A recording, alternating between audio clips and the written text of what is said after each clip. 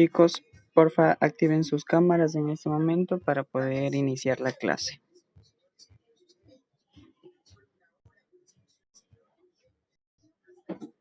Daniel, Edison, Eduardo, Elian, Isabela, Jean Vélez, Kelvin, Roberto, Sebastián Alarcón y Yesenia Duque. Activen sus cámaras, por favor.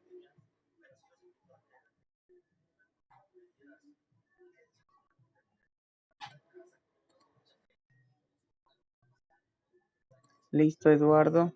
Entiendo. Kelvin igual. Yesenia, por favor. Active. Roberto, active su cámara. Daniel Andrango, tu cámara sí funciona, así que por favor. Isabela de igual manera.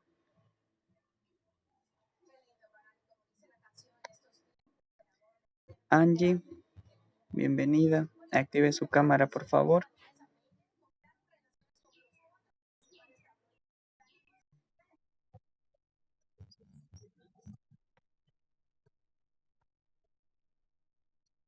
No, en este momento.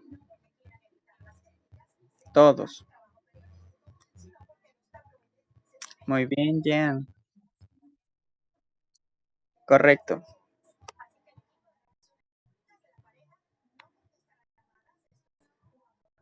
A ver, activemos, por favor. Muy bien.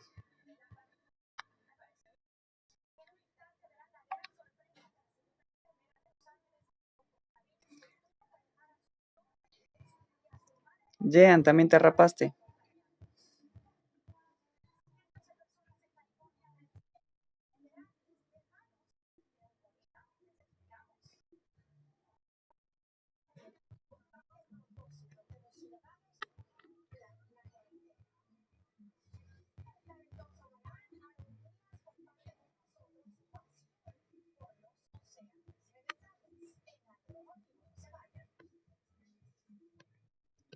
A ver, chicos, espérenme un segundito, hago la captura y listo. Bien. En este momento tomo lista también, porfa. Son 14. Listo. Ahora sí, empezamos con la clase, por favor. El tema de hoy ya es de carbohidratos. ¿Por qué vamos a estudiar este tema? Porque es importante estudiar. Ese es el objetivo. Nosotros tenemos en nuestro cuerpo, en nuestro organismo, tanto en los animales también, en las plantas, están compuestos, están formados por carbohidratos. Estos carbohidratos son indispensables para el funcionamiento de todo un cuerpo, de todo un organismo, de toda una vida, ¿sí? Entonces, vamos a estudiar en una clasificación de los carbohidratos. Encontramos a los monosacáridos, a los disacáridos y a los polisacáridos, ¿sí? Entonces, empezamos.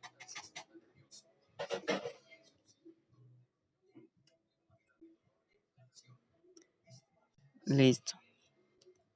En este momento yo ya avancé la presentación, así que me confirman si es que se les queda atrás o si no les proyecta, porfa. En este caso yo creo que sí proyectó, entonces avanzamos. ¿Cuáles son las características de un carbohidrato? Vamos a ver.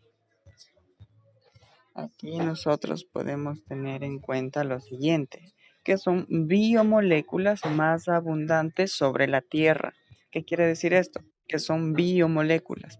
Bio, vida. Moléculas, moléculas. Que sin estas moléculas nosotros no podemos existir, no podemos ser humanos, no podemos tener todas las características que nos hace humanos, que nos hace tener el cabello largo, el color de piel de una característica, etcétera, ¿sí? Es decir, sin estas moléculas no existiríamos, no podríamos continuar viviendo, ¿sí? estas también tienen varias funciones en los seres vivos. Aquí, posteriormente a esta introducción de las características, vamos a estudiar una a una cómo funcionan y por qué son importantes en nuestro cuerpo y también en la de los animales o plantas. Es una fuente de energía para la mayoría de organismos no fotosintéticos. ¿Qué quiere decir esto? Para los animales mamíferos o los otros insectos, serpientes, animales vertebrados, por ejemplo. Entonces, a toda la mayoría de estas especies nos es muy indispensable que tengamos carbohidratos, ¿sí? Bien, ahora, ¿qué función cumple? Una función característica de los carbohidratos es, ustedes se dirán, ¿por qué puse este esqueleto aquí? Porque los carbohidratos cumplen una función importante que lubrican las uniones esqueléticas. ¿Significan qué será esto? ¿Cuáles son estas uniones esqueléticas? Es decir, son ¿cuáles son? ¿Cómo se llamarían estos de acá? Miren, ¿qué estructuras son estas de acá? Los cartílagos, correcto. Muy bien. Es decir, que tendríamos esta característica aquí que gracias a los carbohidratos lubrican el movimiento o las uniones de los huesos, que en este caso lubrican los cartílagos, ¿sí? Es decir, que cuando existe un movimiento necesitamos de este tipo de moléculas para poder movilizarnos y tener un óptimo movimiento, si no, luego tendríamos esa dificultad al momento de pararnos que suena, que duele, es porque no hay una buena lubricación en las uniones esqueléticas, ¿sí? Esto parece biología, ¿cierto? Pero es química. Ustedes dirán, ¿por qué? ¿Cómo más o menos la química y biología están relacionadas aquí? Entonces, pues aquí vamos a estudiar las estructuras realmente, como por ejemplo yo les digo, eh, qué estructura forma el lubricante de estas uniones esqueléticas. Entonces vamos a ir viendo cómo es, cuántos carbonos, el grupo funcional aldehído, las cetonas. Entonces vamos viendo estructuras netamente de estos compuestos, ¿sí? Y por ende son unas ramas muy eh, van muy de la mano porque son indispensables una de la otra. Si se dan cuenta, la química abarca lo que es de biología y biología abarca lo que es de química, ¿sí? Porque los dos tienen compuestos o tienen relación muy fuerte. Veamos aquí en una clasificación de los carbohidratos. Aquí tenemos dos clasificaciones, los simples y los complejos. Miremos aquí, simples y complejos. ¿Sí? ¿Qué pasa ahora? En cuanto a los simples, ¿qué es lo que vamos a estudiar? ¿Cuáles son los simples? Sencillo, monosacáridos. Esto quiere decir que estará en una estructura de un solo compuesto. Mono 1, sacáridos, azúcar. ¿Sí? De una sola azúcar. Y este monosacárido tiene una clasificación que se clasifican en los grupos funcionales, cetosas, aldosas, y también tiene otra clasificación dependiendo el número de carbonos. Es decir, pueden ser triosas porque tenga 3, tetrosas porque tenga 4, pentosas porque tenga 5, hexosas porque tenga 6. ¿Sí? ¿6 qué? 6 juegos o 6 números de carbonos. ¿Sí? Entonces es la diferencia entre los monosacáridos, que algunos son por el grupo funcional y el otro por el número de carbonos. En cuanto a la otra clasificación de los carbohidratos, tenemos a los complejos. Los complejos tenemos a los disacáridos y a los polisacáridos.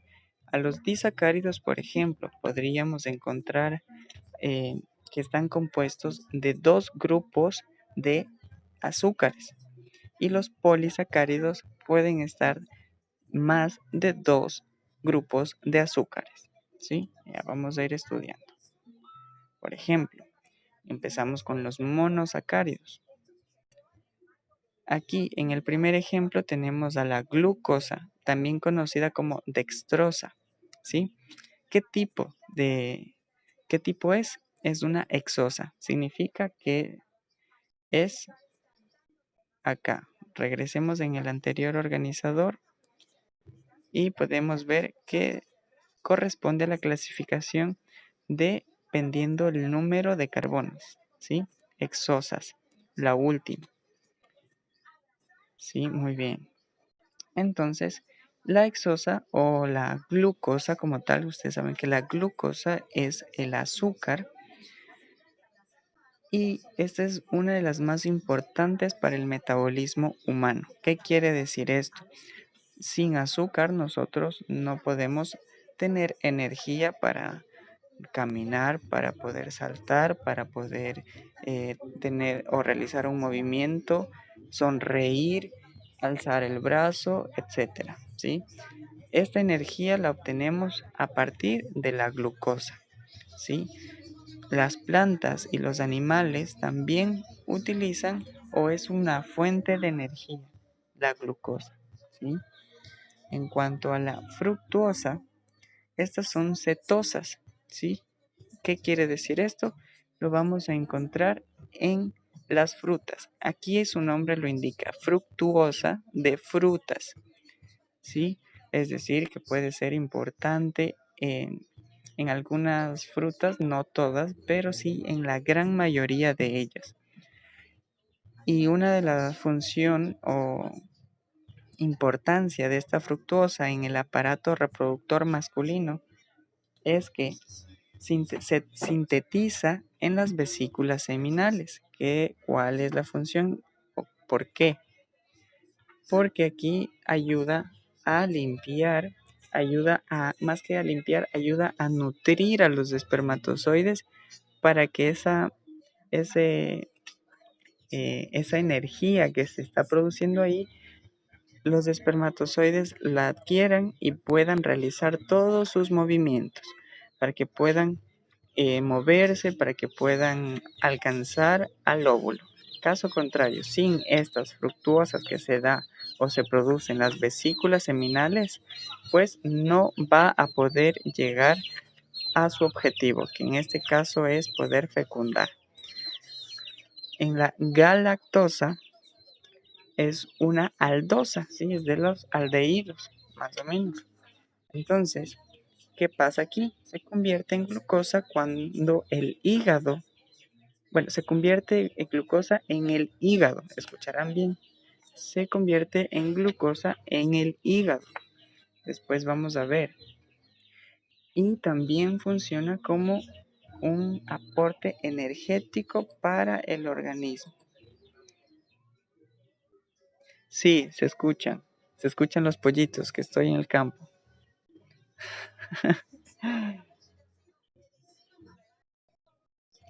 Pero bueno, continuamos entonces.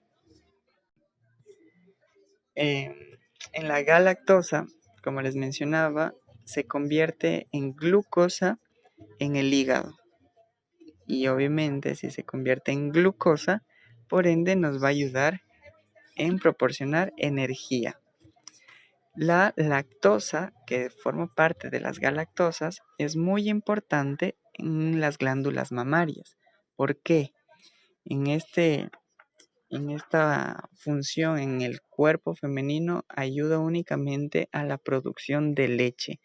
Cuando la mujer está embarazada o cuando ya alumbra, necesita producir funciona como hormonas, ¿sí? Como la hormona FSH, como lo estudiábamos en biología. Entonces, gracias a esta hormona, la galactosa que actúa como una hormona, pues ayuda a estimular o desarrollar la leche en las glándulas mamarias. Entonces, veamos. ¿Qué más tenemos aquí? Por ejemplo, nosotros tenemos que aquí tenemos una aldosa que es la glucosa y tenemos al otro lado la fructuosa o la cetosa. Si se dan cuenta son muy parecidas, pero lo que les hace diferentes son los grupos funcionales. Es decir, el grupo aldehído que lo tenemos en la aldosa, aquí podrán identificarlo. Acá tenemos un grupo hidroxilo. Bueno, tenemos varios grupos hidroxilos. Tenemos 1, 2, 3, 4, 5. 5 grupos hidroxilos en la glucosa o aldosa, ¿sí? Versus al otro que tenemos una fructuosa, tenemos 1, 2, 3, 4 grupos hidroxilos. ¿Cuál es la diferencia? Aquí se da que este oxígeno de la aldosa se libera o sale para formar una fructuosa, ¿sí? Es lo único diferente que pueden encontrar. Son más que todo los grupos funcionales. Hasta ahí, ¿dudas, inquietudes?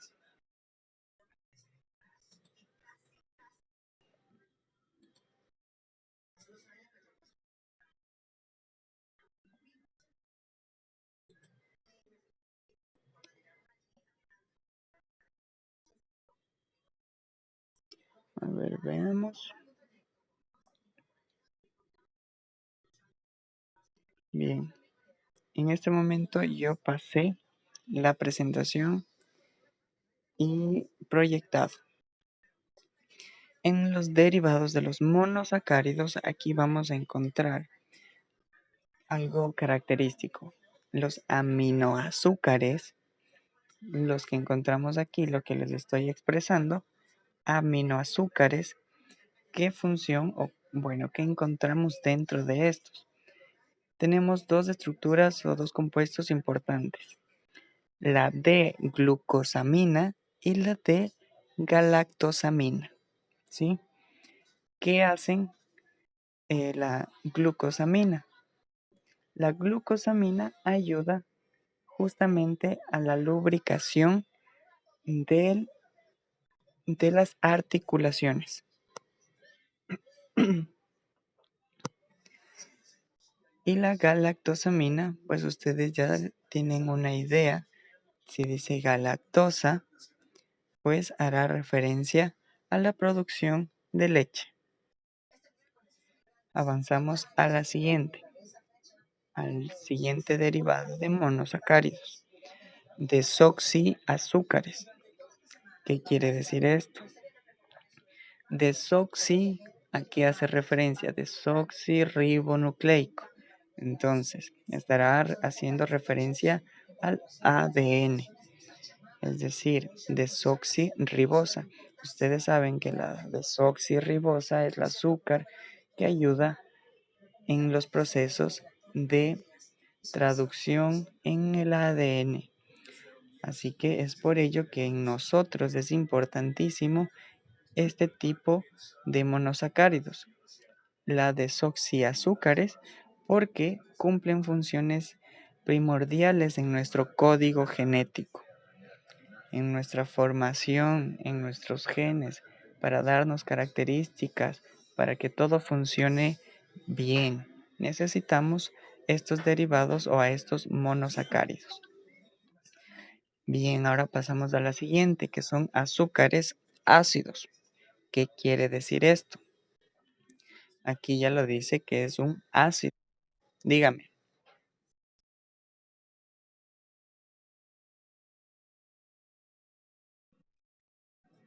No, no solo las mujeres. Son en el cuerpo de hombres y cuerpo de mujeres también. Se llaman así células madre debido a que ellas son las únicas que se pueden regenerar y pueden regenerar lo que sea. literalmente lo que sea, gracias a las células madre, se puede restaurar o se podría, si es que la tecnología avanza, que de hecho ya hay algunos ciertos experimentos que se están realizando con estas células referente al cáncer, por ejemplo. Claro, nosotros también. Nosotros la tenemos y gracias a estas, como les decía, se puede combatir diferentes enfermedades como el cáncer. Incluso yo a ustedes les decía en clases, antes de tener estos inconvenientes, les había mencionado un meme que es muy frecuente en redes, que les decía, o científicos estaban en un laboratorio y le decían a las células madre, no encuentro la solución para el cáncer. Y las células madres decían, ¿y si voy yo y lo encuentro, qué les hago? Significa que las células madres tienen la capacidad de poder en restaurar y eliminar lo que posiblemente se esté dañando por otra célula dañina, ¿sí?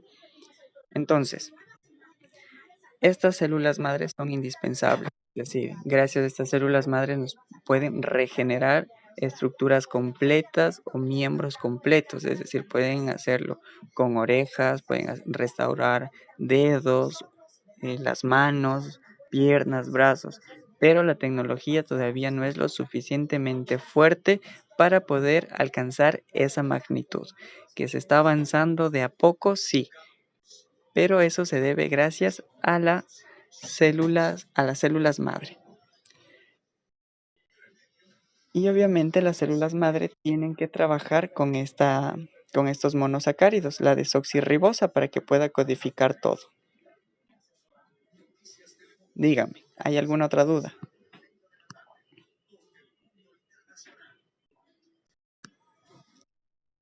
Listo. A ver, Jean Vélez. Nos estamos quedando sin tiempo, me dice. Bien, avancemos un poquito más. Aquí, el meme del día. Así que hay quien lo pueda hacer este trabalenguas del ácido desoxirribonucleico se quiere Bueno, yo todavía no lo logro, pero esperaría que ustedes sí. Respecto al ácido desoxirribonucleico. ¿Sí? Entonces, para la próxima clase, quien desee puede hacerlo. Les ayudará en su coeficiente intelectual. Avancemos con los disacáridos. ¿Cuáles son los disacáridos? Es la sacarosa, lactosa y maltosa. Aquí vamos a estudiar un poquito. La sacarosa, pues, está presente en el azúcar de caña. No sé si han de haber probado la caña de azúcar. De seguro que sí. Han de haber visto también que se obtiene de la caña de azúcar, se hace hojas de papel, se hace la azúcar morena, ¿sí? También tenemos en la remolacha, que también se hace papel a partir de la remolacha y también se obtiene la sacarosa, azúcar de la remolacha. Y así en otros productos también. Por ejemplo, que está, bueno, mejor dejémoslo ahí, hasta aquí y avancemos al siguiente. La lactosa está presente en la leche, usted y aquí ya lo está diciendo, los han de haber escuchado que todos los productos lácticos, eso se debe porque tiene lactosa, ¿sí? Y en la maltosa, aquí les va a interesar a la mayoría, se encuentra en la cebada germinada, ¿sí? A partir de la maltosa es que se crea su famosa y tan querida cerveza. ¿Sí? La cerveza tiene este compuesto de maltosa, para que tengan en cuenta. La próxima vez pueden decir, pásenme una botella que contenga maltosa. Y están diciendo que pasen una botella que sea componente de cebada germinada o es decir, una cerveza. En los polisacáridos tenemos almidón, glucógeno y tenemos celulosa. En el almidón, ustedes ya saben en dónde podríamos encontrarlo. Por ejemplo, podemos hallarlo en las raíces. ¿Cuáles raíces? De la yuca y en algunos tubérculos como la papa, ¿sí? Estos son importantes. En el almidón, el glucógeno, los animales almacenan energía y se acumula en el hígado. Es por ello que es muy importante no sobrecargar al hígado porque después se tiene muchas afectaciones, muchas enfermedades. Y esto se acumula en el hígado y se va liberando según la necesidad o según las actividades que vaya a hacer el organismo. Entonces aquí vamos a ir viendo cómo funciona o cómo trabaja si es que, por ejemplo, muchos polisacáridos, mucho glucógeno en el hígado puede acumularse y ustedes posiblemente no lo van a eliminar, no lo van a usar y al día siguiente vuelven a consumir nuevamente glucógeno y el hígado lo sigue acumulando. Entonces puede existir complicaciones. Ya vamos a revisar qué tipo de complicaciones puede presentar el hígado por exceso de glucógeno. En cuanto a la celulosa, tenemos que su componente principal es que se encuentra en las células o en la pared celular de los troncos o en algunas cáscaras de algunas frutas, ¿sí? Es decir, tenemos aquí el tronco y tenemos en las frutas, pero en las cáscaras y no de todas. Aquí ustedes han de haber escuchado la celulosa, es de células porque se encuentra en las células de las plantas y pues en este caso los troncos. En el metabolismo de carbohidratos, ¿qué es lo que vamos a encontrar aquí? Aquí es una partecita que es medio interesante cómo funciona nuestro cuerpo. Ya vamos a ir viendo. Por ejemplo, en la digestión salivar, nosotros ingerimos al masticar los alimentos se trituran en pequeños fragmentos y se mezclan con la saliva. Y la saliva tiene una enzima que pues ayuda a desintegrar. Esta enzima se llama tialina, ¿sí? Que cataliza la hidrólisis, es decir, que simplemente rompe los puentes o en este caso los puentes de hidrógeno, ¿sí? Es lo que hace en la digestión salivar. En la digestión gástrica, ¿qué es lo que tenemos? Aquí la digestión gástrica, ¿qué es lo que tenemos o qué función cumple? Como lo indica, gástrica hace referencia a los jugos gástricos, es decir, que se da en el estómago, ¿sí? Y pues ayuda o tiene una acción o prohíbe o impide la acción de amilasas. Por lo tanto, prácticamente productos que pueden estar compuestos por algo muy fuerte los puede detener en ese momento gracias a los jugos gástricos. ¿Sí? Tenemos a la digestión intestinal. ¿Qué es lo que hace aquí? En la digestión intestinal. En este caso también se da en el estómago y pues los almidones que que estamos ingiriendo son absorbidos a través de células que recubren el intestino delgado. Estas redes que están en el intestino delgado en el inicio se llama red miliabilis. Irán anotando todo esto porque no está aquí en la presentación. Entonces, la digestión intestinal se lo da en el estómago y también en el intestino delgado, en donde se asimila o se digiere todos estos nutrientes de los almidones a través de la red miliabilis. ¿Sí? Y en la absorción, ¿qué es lo que encontramos aquí? Tenemos a la, ¿cómo les podría mencionar? Que es muy parecida a la digestión intestinal que se usa a través de la red miliabilis que ayuda al paso al torrente sanguíneo a través de la red miliar, es decir, todos los nutrientes lo envían al cerebro, al músculo, al hueso, a través de los torrentes sanguíneos. Dígame.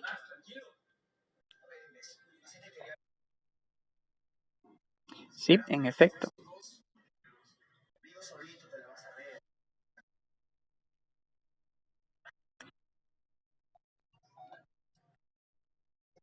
Ya, perfecto. Sí, sí lo voy a subir. Les voy a publicar el link en el grupo entonces. Eso entonces, muchachos. Continuamos. En cuanto en las células de nuestro cuerpo, trabaja de una forma interesante. De nada. En la glucólisis, sí, en la glucólisis aquí rompe los puentes o los enlaces entre los átomos que la conforman. Cualquier compuesto aquí lo rompen. Gluco es de romper, ¿sí? Entonces es por ello que en esta parte las células rompen los átomos que conformen cierto compuesto y que nos ayuda a desintegrar mejor la sustancia. En la glucogenogénesis, ¿qué es lo que hace aquí? Pues es utilizada de inmediato, ¿sí? Y se convierte en glucógeno, que luego, o bueno, que es almacenada como una reserva energética en el hígado y también en los músculos, ¿sí? Veamos también acá otra. Tenemos la gluconeogénesis. Aquí tengan en cuenta algo. Aquí su hígado produce glucosa para cuando ya no la tiene. Es decir, por ejemplo, ustedes tienen hambre. Han de haber sentido en algún momento en clases una hambre a las 12 o a las 10, que ya saben que ustedes van a comer. Ustedes tienen hambre, pero por A o B circunstancia, bueno, termino la clase aquí. Por A o B circunstancia, ustedes no pudieron eh, salir a comer. En ese momento el hígado, como ya no tiene nada que digerir, el estómago no tiene nada que digerir, el hígado empieza a trabajar y le dice, no te preocupes, yo te ayudo produciendo esta gluconeogénesis para utilizar las reservas de azúcar que tengo y puedas compensar esa necesidad o ese deseo de hambre hasta que tú puedas comer realmente. Así que eso es lo que hace y nada más. Y eso es el tema hasta aquí en cuanto a carbohidratos. Gracias, chicos.